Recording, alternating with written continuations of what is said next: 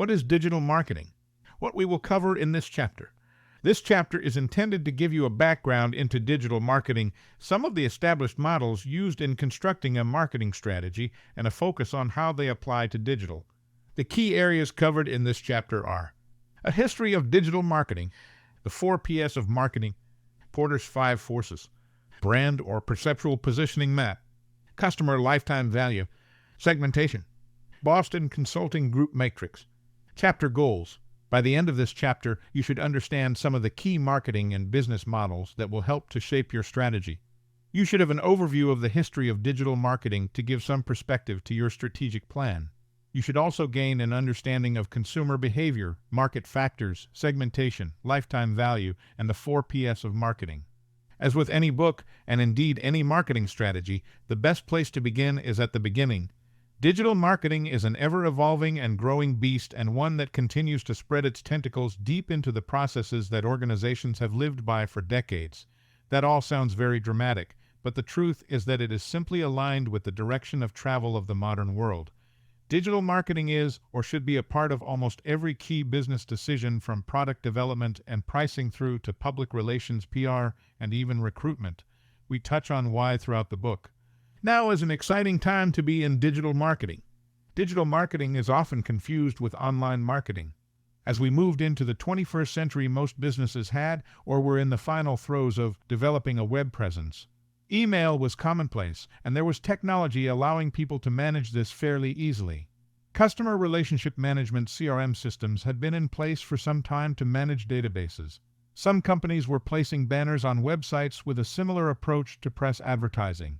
Forward-thinking companies were working on their search engine strategy and even working with some affiliates. All of this was online marketing, and in time, online marketing teams and specialists would begin to appear. So what has changed? The social media revolution has completely changed the internet and consumer behavior. The penetration of broadband has increased speed, internet usage, and user expectation, with over 40% of the world now online and over 90% in many countries. Internet World Stats 2015. Analytics has grown to the level where we can understand our consumers' behavior in real time, including not just their usage statistics, but also their demographics and even interests.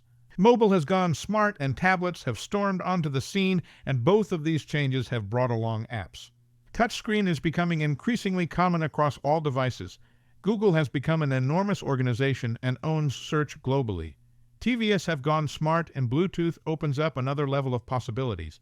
With a naturally aging population, there is now only a very small percentage who are technophobes simply due to age. I could go on, but it is clear to see that digital is now much broader than the online channels of 15 years ago and must be embedded into everything we do. We will discuss the modern digital marketing channels in more detail in chapters 5 to 8. One key point that needs to be made at this early stage is that the focus of this book is on digital marketing, and that the word marketing is as important as the word digital. Many organizations have moved towards creating digital marketing departments and digital departments that are separate from their marketing departments. It is crucial now, more so than ever, that digital marketing is an integral part of all marketing activities. This includes PR, creative direction, brand, CRM, retention, product development, pricing, proposition, communications, the entire marketing mix. Creating a silo for digital activity is very dangerous, and only through truly understanding the strategic benefits of fully integrating your marketing from day one will you succeed. A history of digital marketing. Digital marketing first appeared as a term in the 1990s, but as mentioned above, it was a very different world then. Web 1.0 was primarily static content with very little interaction and no real communities. The first banner advertising started in 1993, and the first web crawler, called Web Crawler, was created in 1994. This was the beginning of search engine optimization (SEO) as we know it. This may not seem a deep and distant past, but when we consider that this was 4 years before Google launched, over 10 years. Before YouTube, and that social media was not even a dream at this point, it shows just how far we have come in a short time. Once Google started to grow at pace and Blogger was launched in 1999, the modern internet age began. BlackBerry, a brand not connected with innovation anymore, launched mobile email, and MySpace appeared. MySpace was the true beginning of social media as we define it today, but it was not as successful as it could have been from a user experience perspective, and ultimately that is what led to its downfall. Google's introduction of AdWords was their real platform for growth and remains a key revenue stream for them to this day. Their innovation, simple interface, and accurate algorithms continue to remain unchallenged, although Bing have been making some good steps forward in recent years. Cookies have been a key development and also a bone of contention over recent years, with new regulation and ongoing privacy debates. Whilst cookies have played a role in the ongoing privacy concerns of digital technology, they have also been a key development in delivering relevant content and therefore personalizing user experience. Web 2.0 was a term coined in 1999 by Darcy DiNucci, but not really popularized until Tim O'Reilly in 2004. With Web 2.0, there was no overhaul of technology, as the name might suggest, but more a shift in the way that websites are created. This allowed the web to become a social place. It was an enabler for online communities, and so Facebook, Twitter, Instagram, Pinterest, Skype, and others were born. One trend that has certainly appeared in the last 10 years is an increase in buzzwords. There seems to be a new word or phrase for everything. From big data to dark social, new terms arrive all the time. At nearly every marketing conference I attend these days, there is one speaker who is trying to socialize a new phrase they have coined. Whilst these buzzwords can inspire us and open our eyes to new ways of thinking, they rarely change the underpinning strategic planning of an effective marketing-led organization, and so below, we will review some of the established models with one eye on the digital perspective. To gain a good view of the strategic side of digital marketing, we review the following models. Table 1. Marketing Strategy Models. Model, the 4 Ps. Summary, the established marketing. Model, Porter's 5 Forces. Summary, a view of competitive positioning. Model, brand positioning mapping. Summary, analyzing your perceptual positioning. Model, customer lifetime value. Summary, understanding true customer value. Model, segmentation, targeting, and positioning. Summary, understanding the customer. Model, Boston Consulting Group Matrix. Summary, product categorization. The 4 Ps of marketing. Product, price, place, promotion. There have been quite a few variations on the PS of marketing, including the 4 PS and 7 PS, but for this book we focus on the core 4 PS of marketing, often referred to as the marketing mix. They are product, price, place, and promotion. So let's look at what each of these means and how they apply to digital. Product. This may be a physical product or it may be your service proposition. The key here is that something is developed that people actually want to buy. Some businesses begin with a product and then try to force that on an audience. If there is no demand for your product and no one is interested, then you will not be able to create demand. What does this mean for digital marketing? The key considerations here from a digital perspective are around whether your product can will sell online. What channels are open to you for your product or proposition? Are there opportunities to make it flexible to be more appropriate for the online or mobile audiences? Does it provide real value for the consumer, and is it differentiated from your competitor offerings? Is it being updated, serviced, maintained effectively to keep it strong? Are there features of it that can be added or should be excluded for the digital customer, and is it fair to do this? An example might be a music album. 3 people buy an album. John buys a CD, Maria downloads the album, and Robin streams it. All are different consumer behaviors, and each person will use your music in a different way. John may proudly display the album on a shelf as he is a loyal fan. Maria may delete some other music from her phone to free up space for the new album. Robin may put the tracks into separate playlists in order to cultivate his collection according to genre or mood.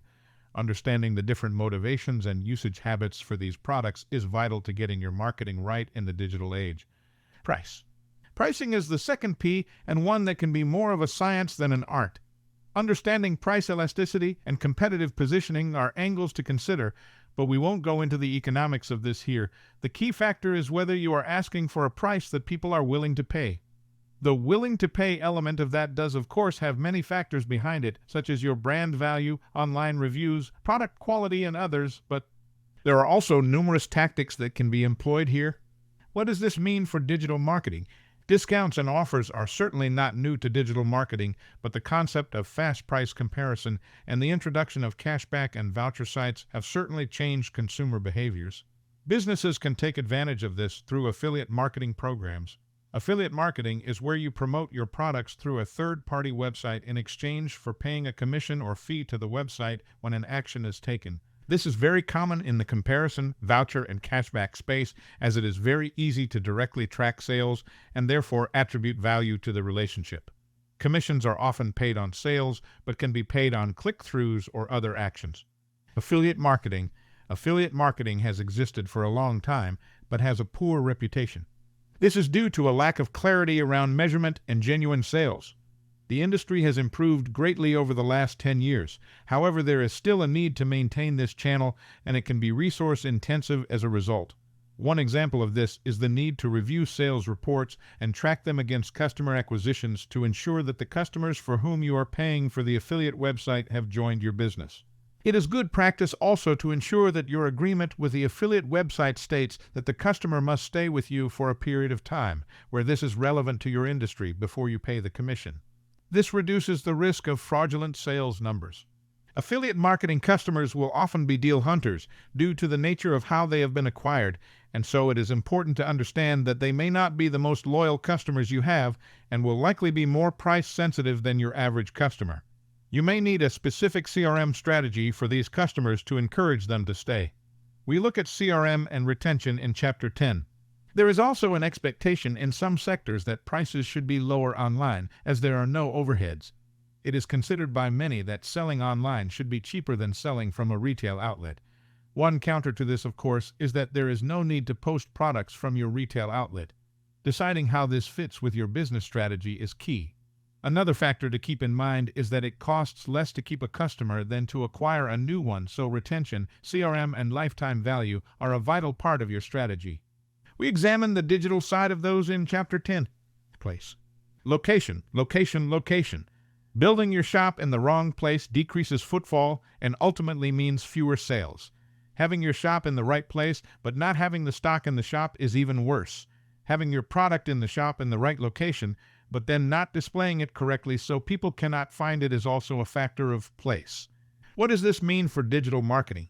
All of these apply to digital marketing. You may not have a physical shop, but your online shop must be easy to find. This relates back to SEO, paid search, and most other digital acquisition channels. Once someone arrives, is it easy to navigate and find the information and products that they want? Do you have the items in stock, and is your site working correctly to dispatch them? Ultimately, if people cannot find what they are looking for, then you can expect them to go elsewhere. If this happens online, then you can expect them to go elsewhere much faster, as speed is much more of an expectation online. Promotion.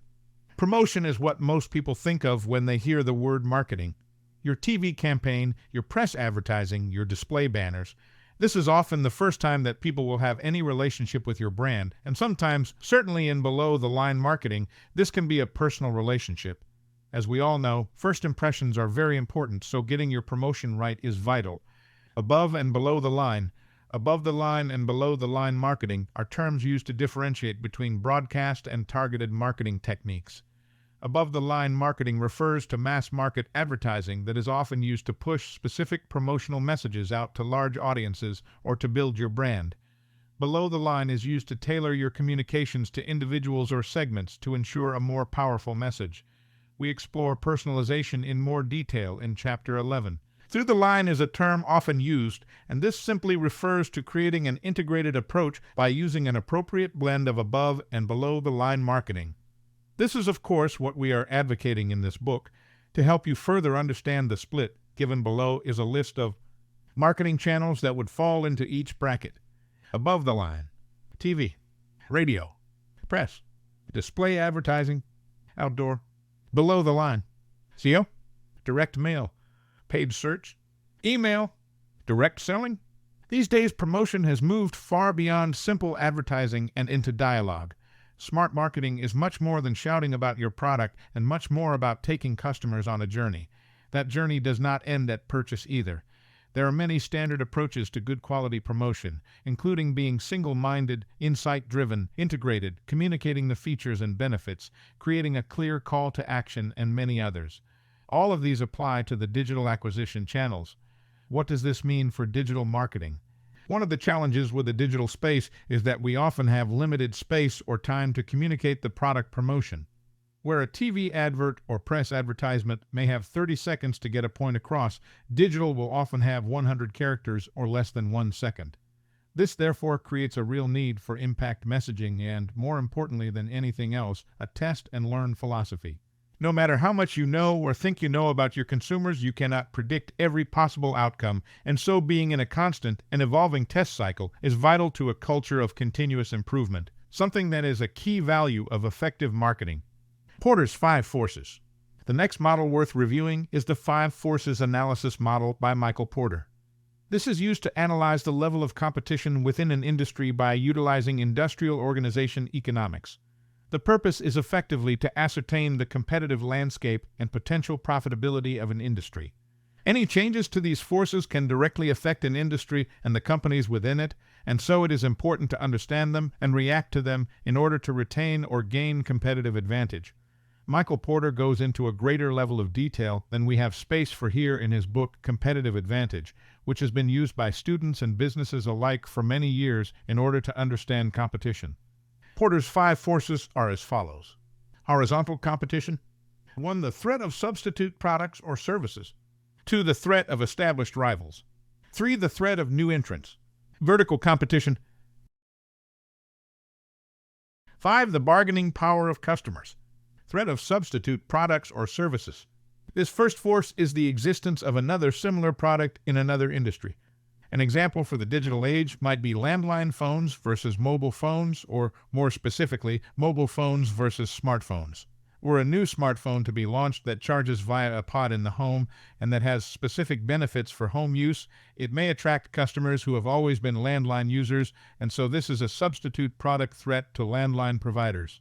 There are a number of factors to consider when determining if a product is a substitute threat according to this definition. Those factors are switching cost. If the switching cost is low, then there is a high threat. Pricing. If the other product or service is relatively low in price, then again the threat is high. Product quality. If the potential substitute product or service is of superior quality, then the threat is high. Product performance. If the other product is superior in performance, then the threat is again high. What does this mean for digital marketing? This threat is ever present in the digital age as companies continue to innovate. Tablets have threatened the laptop market, and fables have in turn threatened the tablet market. Holograms, drones, and many others continue to impact on more traditional and established industries, and this is discussed in greater detail in the bonus chapter. Digital marketing strategy. Threat of new entrants. This threat is fairly obvious. A new entrant to a market can be direct competition and therefore threaten the success of an established business. There are many examples of this from the digital age, not least Google, Amazon, eBay, and Twitter. Google entered the search market and quickly became the leader above many established players due to the accuracy and speed of the results. Amazon grew quickly, defeating more established players through excellent customer focus and introducing innovations in personalization that gave them a distinct advantage. Although eBay was not the first auction site, it was very simple and easy to use. Finally, Twitter entered the social media space with a new micro-blogging approach that created a very simple method of sharing new thoughts and insights. It has been relatively easy for online-only businesses to enter many markets in the last 10 to 15 years. Many of the old barriers, especially capital, have been removed. Some of the factors that can dictate the threat of a new entrant are barriers to entry. For example, patents, regulation. High entry barriers are attractive to established businesses as they stop new businesses entering easily. Also, low exit barriers help businesses to leave the industry, which is also attractive. In other words, it is easy for your established competition to leave, but difficult for new competition to enter. Economies of scale. New entrants are highly likely to be smaller than established businesses and so may not be able to profitably compete on pricing. Brand equity. Established businesses have brand equity, a level of trust that comes with being a recognized brand. Although it is true that new entrants do not have this, it can be quickly established with significant above-the-line marketing spend. Industry profitability. If the industry is generally highly profitable, then it is likely to attract a large volume of new entrants and vice versa. Government policy. There might be government policy in place that limits the ease with which new entrants can join specific industries. There are many other factors such as location, expected retaliation, technology, and distribution, and these should all be thoroughly researched and understood in order for strategy to be robust. Barriers to entry. Two examples. Financial services is a good example of an industry that has high entry barriers. There are many regulatory bodies and licensing processes in this industry, and these are different around the world. It can therefore be very challenging for new businesses to gain these licenses and understand all the regulations and requirements. Also, staff need to be hired who have the expertise in the industry, and they need ongoing training. These are all additional costs. Photography is an example of a business with very low entry barriers. To demonstrate this, you could ask your friends and colleagues if any of them have a photography website, and you will almost certainly find that at least one of them does. With the move to digital photography, equipment can be bought easily, techniques learnt at home, and studios set up in your spare room. Anyone can become a wedding photographer or corporate photographer with minimal investment and effort. What does this mean for digital marketing? Specifically for digital marketing, it is certainly true that new entrants are common to most markets and disruption is commonplace in the 21st century. Factors such as location, economies of scale, brand equity, and technology are far less relevant for entering many industries now, for example, technology businesses. Technology businesses have grown at pace in recent years and have attracted a great deal of investment as businesses look to disrupt the existing industries. In 2014, for example, funds worth $0.4 billion were launched by London-based venture capital firms in just 6 months. London and Partners 2014. Many of the businesses being invested in offer digital solutions such as marketing automation, analytics, and social media. This results in the digital marketing industry being in a constant state of flux, and ensuring you keep pace with these changes is important. Attending events, maintaining strong relationships with agencies and tech companies, and reading the tech news are all important ways of doing this. Intensity of competitive rivalry. Competitive rivalry is one of the more commonly understood competitive factors and is sometimes considered the most dangerous. The distinct features and behaviors of your competition directly affect your ability to gain competitive advantage. Alongside digital transformation, there are many other factors, including the competitors themselves. The number of competitors and their relative strength are key factors. If your industry has no industry leaders, the playing field is fairly level, and so competitor rivalry is increased. High exit barriers. If it is difficult to get out, then more businesses will stay in, even if they are only breaking even or even losing money. Competition therefore remains high. Slow industry growth.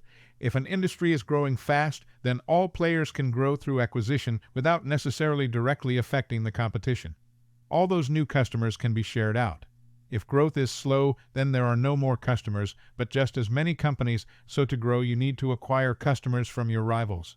In markets where competitive rivalry is high, we move towards perfect competition, or in other words, a situation where everyone competes at an even level with no price makers, only price takers. Price makers have the power to influence the price they charge, whereas price takers have no effect on the market. I would recommend more reading on Porter's 5 forces and generally around economic theory to understand this in greater detail. What does this mean for digital marketing? There are many factors to take into consideration here, and the recent trend towards modernization in the form of digital transformation is one of these. Moving your business into the digital age can be a slow and expensive process for established businesses. This can certainly create a change in the competitive landscape as younger businesses are more agile. On the other hand, it is equally true that the larger businesses, which of course tend to be the more established, although not necessarily, can potentially invest money and resource into creating something at scale with advanced technology that may be less available to less established businesses. Digital transformation can gain you competitive advantage and therefore reduce rivalry. Bargaining power of suppliers. Suppliers of products or services to companies are another factor in the competitive nature of an industry. The bargaining power of suppliers directly affects the ability for companies to make a profit and therefore compete. Strong suppliers are able to control pricing and product quality, which lessens a company's ability to make profit. Weak suppliers, on the other hand, can be controlled or influenced more by the buyer, and so the buyer can retain competitive advantage. Some of the factors that can lead to high bargaining power for suppliers and therefore increased competition are: few suppliers. If there are fewer suppliers than buyers, then suppliers retain more bargaining opportunity. Buyer switching costs. If changing supplier is expensive, then the advantage again lies with the buyer. Forward integration. If the supplier is able to produce the product or service themselves, then again they are in a position of strength. What does this mean for digital marketing? If you are running an e-commerce operation with physical products, then you may be working with a wholesaler for the supply of your goods. It is possible that your supplier may be one of very few or the only supplier of the goods that you are retailing to your customers. In this situation, the wholesaler has strong bargaining power as you have limited options. This can lead to an increase in costs and therefore your profit margin. This may in turn lead to a necessity to increase prices, which may result in a decline in sales. Should more wholesalers enter the market, then the competition for your wholesaler increases, which passes some of the bargaining power back to you. Another option is to look at producing at least some of the products yourself in order to remove further power from the wholesaler. Bargaining power of buyers. The bargaining power of buyers is the final force and is simply the ability of consumers to put pressure on companies to lower prices, change their products, or improve customer service. Businesses can take a number of actions to reduce buyer power, for example, engagement strategies and loyalty programs. Some of the factors that influence buyer bargaining power are buyer concentration. If there are few consumers and many companies, then the buyer effectively has their choice of company. Switching costs. As with most of the other forces, switching costs are a factor. If it is easy for a buyer to switch, then they retain the bargaining power. Backward integration. If buyers can produce the products themselves, then they again retain the power. What does this mean for digital marketing? One of the best examples of how buyer bargaining power has changed in the digital age is the increased use of social media and review sites to openly rate and discuss products, pricing, and customer service provided by businesses. Many consumers will include reviews within their decision-making process and will not buy products that match their requirements if the reviews from their peers are negative. This has even extended to search engines with star ratings openly displayed within results for searches such as restaurants and products, which can increase or decrease click-through rates as a result. The power of the buyer has significantly increased since Web 2. Brand or perceptual positioning map. It is useful to use a brand positioning map to develop your market positioning strategy for your products or services. These maps are not, however, built from your views of your marketplace, but from the perceptions of consumers, and so are sometimes called perceptual maps. These maps give a clear view, albeit a little subjective, of where your brand or products sit versus your competitors, thus highlighting any gaps in the market and demonstrating where there are areas of intense competition. Most perceptual maps are drawn with two axes, X and Y. They intersect each other in the center and so form a cross. This is not the only way to draw a positioning map, but it is by far the most common. What you choose to place on the axis is up to you, and you therefore need to consider the variables in your industry and what is the goal of your research. If we were to draw a map of automotive brands, using the scales of practicality and affordability, see Figure 1.2, we can see quite clearly where the direct competition lies in terms of perception and where there may be gaps in the market. This is also useful to determine where your brand is perceived to be and can help you to construct your strategy for moving your brand to where you want it to be. As well as reviewing where your business or brand is positioned today, perceptual maps can also help you to identify opportunities for launching new brands. If the map of the automotive industry shown in Figure 1.2 were to be the output of actual research, you could decide that launching a brand that stands for sports and performance, but is in the mid-price range, would have little competition, and so might be an opportunity. On the other hand, you need to combine this thinking with the size of the market. For example, in Figure 1.2, no brands are perceived to be very sporty and very cheap, so there is a gap there. But is this because that is not a profitable opportunity, or because when people buy sporty cars, they expect to spend money and would not trust a cheap sports car? What does this mean for digital marketing? In relation to positioning maps, there is no specific difference between digital marketing and any other form of marketing. As mentioned at the start of this book, marketing is the key word. Brand is one of the areas where having an integrated approach is absolutely vital to success. Considering how your brand performs across all marketing considerations is essential, and whilst it is important to include digital within this, it should not have its own separate approach. One thing that is worth bearing in mind here is that it is much easier to launch a brand today than it was in the 20th century. You can fire up your laptop at home, design a logo in Photoshop, create a website using WordPress, create a Twitter account, and build an AdWords account all in one evening. You then have a brand, and it is being seen by thousands and potentially millions of people almost immediately. Whilst I would never discourage someone from launching their business or moving fast to do so, I would encourage some thought around your customer perception and competitors, and this is where perceptual mapping fits in. Customer lifetime value. Customer lifetime value, CLTV, or sometimes LTV, is quite simply the value or profit attributed to a customer for their entire customer life cycle. This can be relatively simple to calculate in some businesses and incredibly complex in others. Either way, one thing is true. There are many factors that influence it and many levers that can be pulled to alter it. Cost per acquisition CPA has long been used as a key metric in marketing, and especially so in digital marketing due to tracking technology and the transparency of data. However, this has certainly been criticized as too simplistic a view. For example, if you know that a customer spends $100 buying a product from you that has a margin of $50 and it costs you $40 to acquire that customer, then you can be happy that you have acquired them profitably. If that customer then leaves and never comes back, then we have a simple model. If, however, the average customer comes back another 2 times and phones your call center twice per purchase, then you have additional income and expenditure for this customer that is not taken into consideration. The CPA model continues to be used in channels such as affiliate marketing as it enables businesses to remove the risk of cost per click payments. Where conversions are not guaranteed, it would be far too complicated in most instances to ask affiliates to abide by your CLTV model, as so many of the variables would be out of their control. CLTV can be used to determine which customers are the most profitable and to define segments based on this, which can then be targeted appropriately. We will look at segmentation and targeting below. Calculating CLTV. There are several different ways to calculate CLTV, but for the purpose of this book, we focus on the simple approach. I would recommend understanding the different models in more detail to fully appreciate the complexities of CLTV and ensure you have a model or combination of models that is appropriate for your business. In order to calculate your CLTV using the simple method, you need to have an understanding of the following 2 variables. 1 number of periods that a customer remains with you, customer lifetime. 2 average margin per customer in a period. In order to help understand these variables, there are some common factors that need to be understood, and these are therefore also the levers that can be pulled to improve your CLTV. Length of customer lifetime.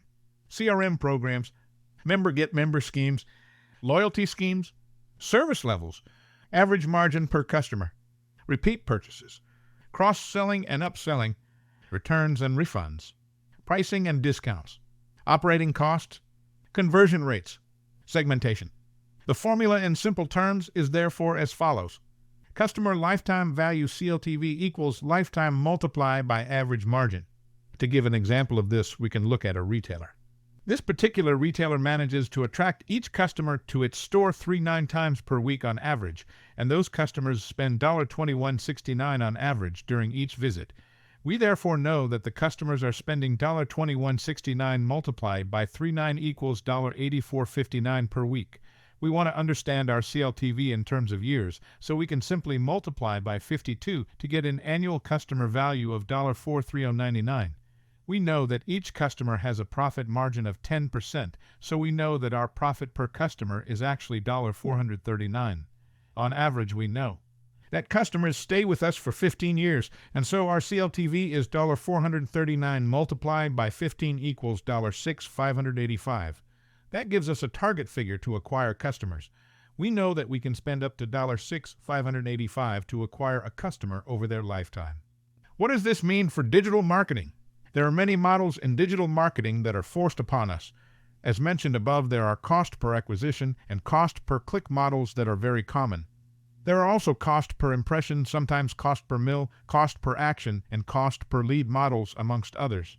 Whilst we are forced to use these as payment methods, it is often all too easy to relax into using these as the key performance indicators KPIs for running. The channels. CLTV is not something that can be implemented purely within one area of your business, but if this model is appropriate, then it should be integrated within digital marketing as much as anywhere else. Digital marketers are blessed with exceptional amounts of data. We will look at big data in Chapter 14, so we have the opportunity to understand our customers and the variables involved in greater detail than other areas of the business. This opportunity is golden and should not be wasted. Segmentation. Later in the book, Chapter 11, we will look at personalization, which is the ultimate goal of tailored communications and is far more possible than it was just 10 years ago. It is, however, still vitally important to understand segmentation as well. Consumers will always have similarities in their behaviors, demographics, buying patterns, and other factors that enable you to group them into segments. This enables smarter, more appropriate targeting and messaging within your marketing communications.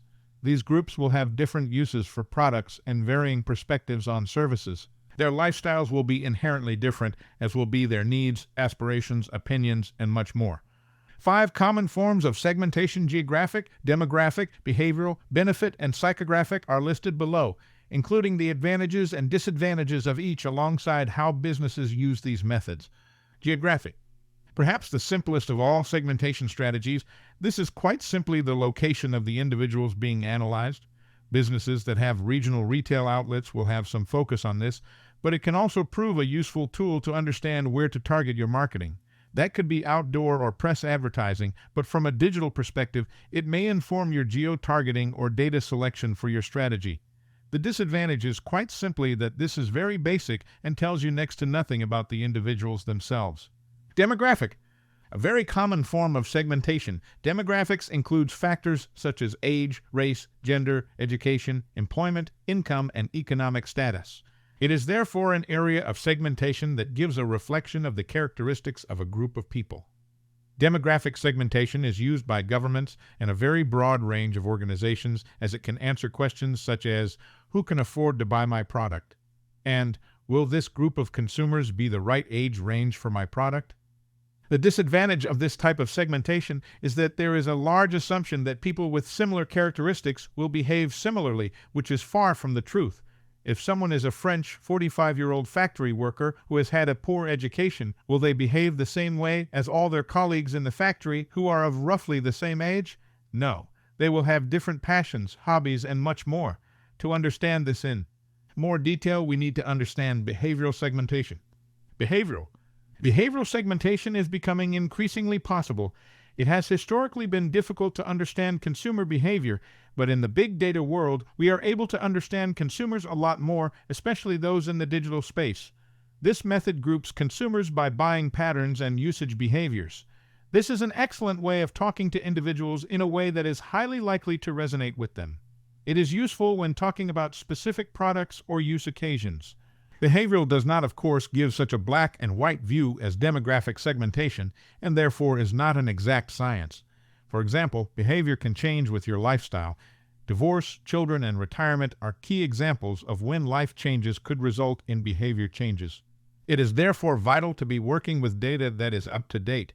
With behavioral segmentation, you have the advantage of being highly relevant to your audience, whilst also running the risk of missing the mark completely.